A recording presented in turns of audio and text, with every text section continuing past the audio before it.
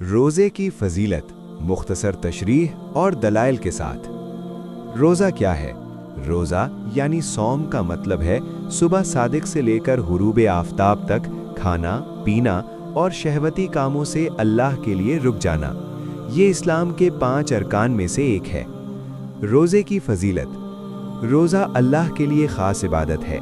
हदीस कुदसी में है, इंसान का हर अमल उसके लिए है सिवाय रोज़े के, क्योंकि वो मेरे लिए है और मैं ही उसका बदला देता हूँ। सही अल बुखारी हदीस नंबर 1904। इससे मालूम होता है कि रोज़ा रिया से ज़्यादा महफूज इबादत है और इसका अज्र बेहिसाब है।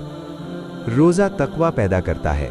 कुरान में अल्लाह ताला फरमाते हैं, ए ईमान वालो, तुम पर रोज़ा फ़र्ज़ किया गया जैसा तुमसे पहले लोगों पर फ़र्ज़ किया गया था, ताकि तुम परहेज़गार यानी मुत्तकी बन जाओ।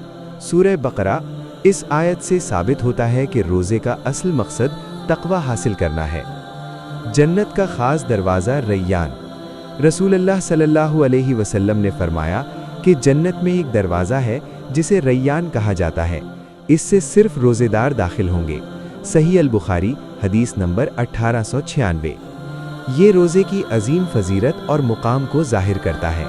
खुलासा: रोज़ा सिर्फ भूख और प्यास का नाम नहीं, बल्कि नफ्स की तरबियत, सब्र की मश्क, तक़वा का ज़रिया, गुनाहों की माफ़ी, जन्नत का सबब। अल्लाह ताला हमें इखलास के साथ रोज़ा रखने और उसकी हकीकी रूह समझने की तौफ़ीक़ अता फ़रमाए।